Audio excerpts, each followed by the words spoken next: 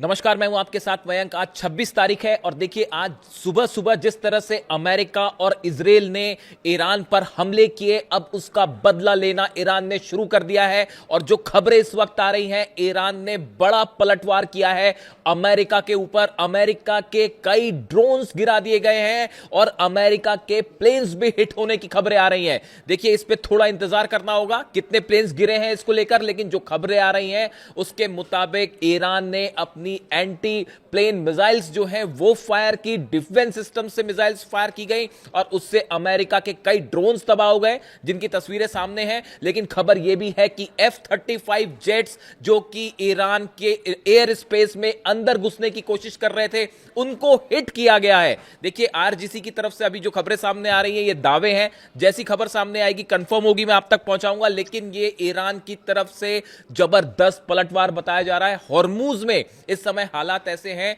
देखिए जो दावा हो रहा है ईरान की तरफ से कि अमेरिका के कई प्लेन्स ने, फाइटर जेट्स में, जिसमें F-18 शामिल थे, F-35 शामिल थे, उन्होंने टेक ऑफ किया अब्राहम लिंकन से, एयरक्राफ्ट कैरियर से, और वो ईरान के एयर स्पेस के अंदर घुसने की कोशिश कर रहे थे।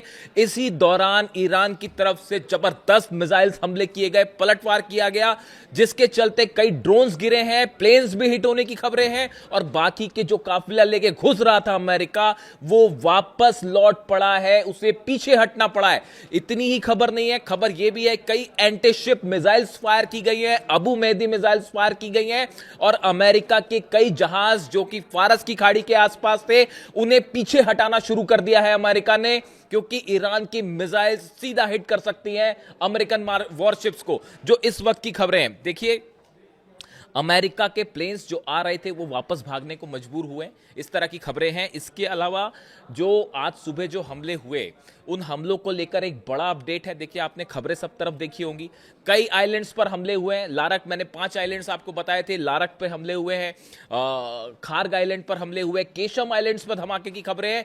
लेकिन इसके साथ एक बड़ी खबर अब यह भी आ रही है कि ईरान के 2 न्यूक्लियर साइट्स के पास भी धमाके की खबरें हैं। अभी इसके बारे में और डिटेल आएगा, मैं आप तक पहुंचाऊंगा। खबर यह है ईरान के 2 न्यूक्लियर साइट्स पर धमाके की खबरें हैं, उन्हें निशाना बनाने की कोशिश की गई है और यह हमले इजराइल की तरफ से किए गए। देखिए अभी सुबह जो जानकारी आई थी, जो सेंटकॉम ने जानकारी दी थी कि हमने अपनी डिफेंस में स्ट्राइक की है, मामला ऐसा नहीं है, यह बड़ी स्ट्राइक थी, इसको डाउन प्ले करने की कोशिश की गई, लेकिन हमला बड़ा था। इजराइल के जेट्स भी इसमें शामिल थे, अमेरिका के जेट्स इसमें शामिल थे। अब्बास अराक्ची साहब ने एक प्रेस कॉन्फ्रेंस की अब से थोड़ी देर पहले और उन्होंने डिटेल में इसकी जानकारी दी है कि कहां कहां हमले किए गए। उन्होंने कहा हम आकलन कर रहे हैं कहां कितना नुकसान हुआ है। लारक द्वीप पर सबसे ज्यादा नुकसान की खबर है। अब उसके बाद ईरान की तरफ से बड़े ऐलान हुए हैं। पहला, इस समय जब मैं आपसे बात कर रहा हूं हॉर्मूज में अच्छी खासी भिड़न जारी है, दोनों तरफ से हमले इस वक्त भी जारी हैं और ईरान ने बड़ा मिसाइल लॉन्च किया है हॉर्मूज के आसपास, अमेरिकन जहाजों पर, अमेरिकन एयरक्राफ्ट पर। अब देखिए इसके अलावा जो खबरें हैं, ईरान की तरफ से 2 बड़े एक्शन हुए हैं। पहला तो ईरान के सुप्रीम लीडर मुस्तफा खामनेई का बयान सामने आया है। उन्होंने ये बात साफ कर दी है, उन्होंने कहा है कि जिस तरह से ईरान पर हमले किए गए इसका बदला लिया जाएगा। उन्होंने इजराइल को कैंसर बताया। उन्होंने ये कहा जैसे कैंसर का ट्यूमर होता है उस तरह से इजराइल है और इजराइल को नक्शे से मिटा दिया जाएगा, इजराइल को खत्म कर दिया जाएगा। इस तरह की बात, इस तरह का संदेश मुस्तफा खामनेई साहब की तरफ से आया है। जिस तरह से हमले हुए उसके बाद यानी अब यह तय माना जा रहा है कि ईरान इजराइल पर एक बड़ा अटैक करेगा। और देखिए अगले चंद घंटे बहुत बड़ा डेवलपमेंट हो सकता है और शायद हम वैसी जंग फिर से देखें जो 40 दिन की जंग थी। इसके अलावा देखिए बड़ी खबर यह है, ईरान के विदेश मंत्री अब्बास अराक्ची साहब रूस जा रहे हैं। अब से थोड़ी देर में वो रूस के लिए रवाना हो जाएंगे, उनकी पुतिन से मुलाकात होने जा रही है। देखिए हालात यहां पर तेजी से बदल गए हैं, बिगड़ गए हैं।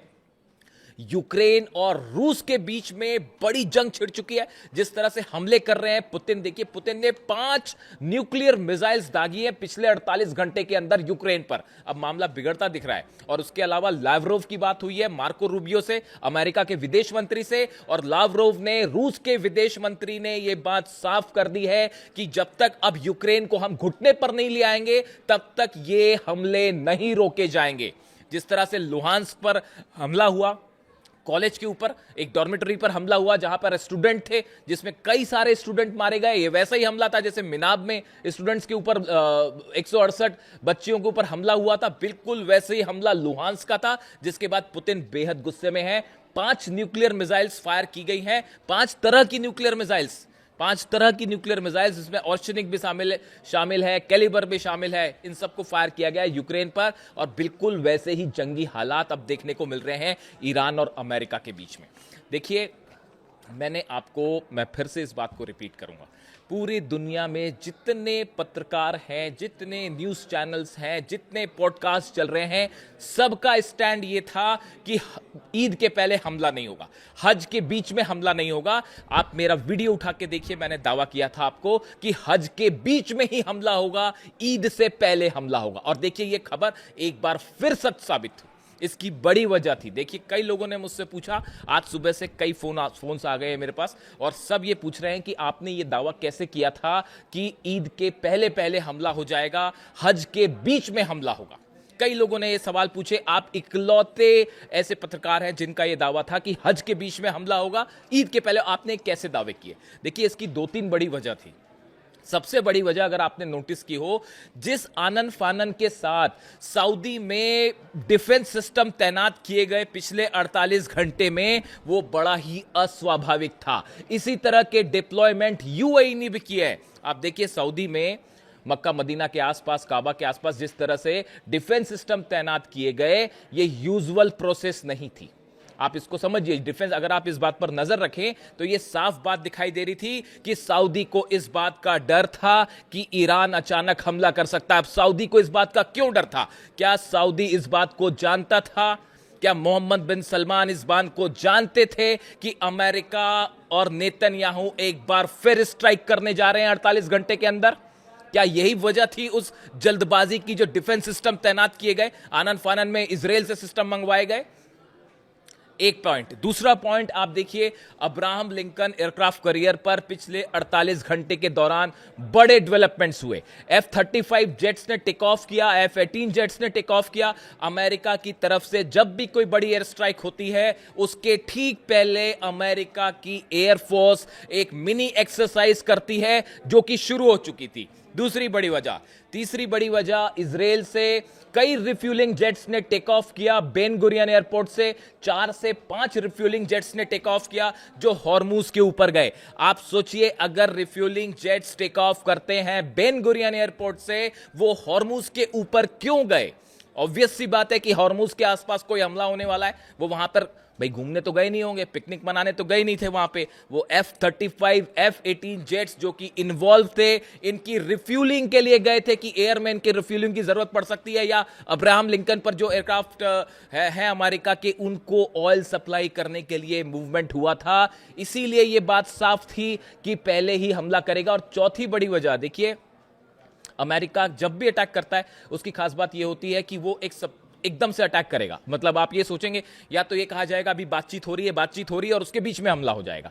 इसीलिए शायद ये सोचा अमेरिका ने कि सब ये मान के चल रहे हैं कि भाई अभी हज चल रहा है, ईद होने वाली है, इसलिए हमला नहीं होगा। सरप्राइज करने की कोशिश की गई ईरान को, और बीच में हमला कर दिया गया। ये वैसा ही था जैसे अली खामनेई साहब पर हमला हुआ। इसीलिए आपको कहते हैं कि जो पुराने ट्रेंड्स हैं उससे सीखना पड़ेगा, आपको समझना पड़ेगा।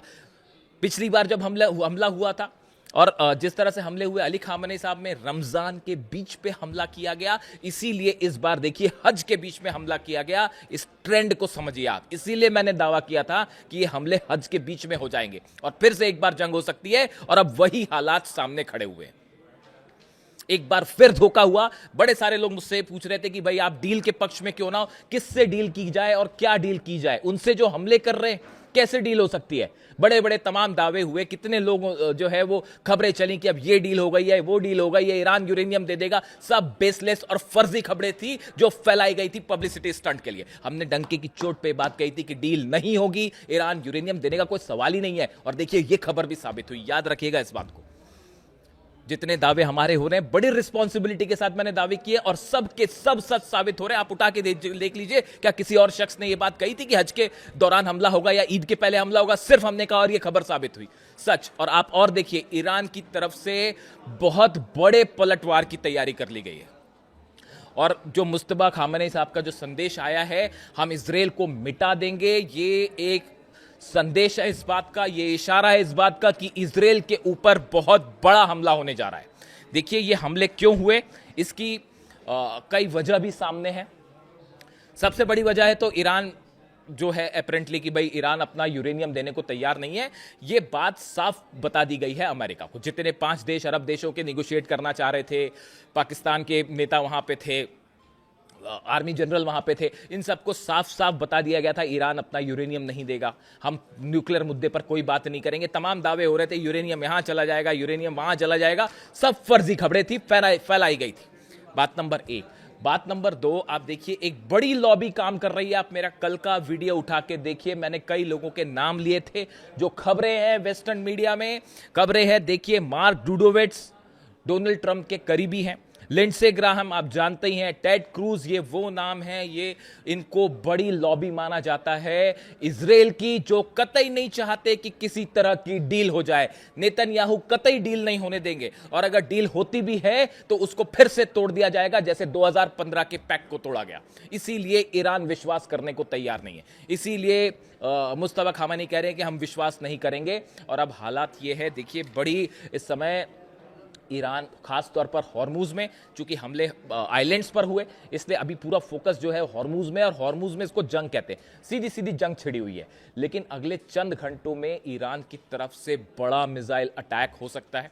और देखिए अब्बास अराक्ची साहब तुरंत पुतिन से मिलने भी जा रहे हैं। हो सकता है कि इस मुलाकात के बाद एक्शन देखने को मिले, लेकिन फिलहाल ईरान की तरफ से हॉर्मुज में कई मिसाइल्स फायर की गई हैं, और उसमें अभी कितना नुकसान है अमेरिका को, ये थोड़े वक्त पर सामने देखने को मिलेगा।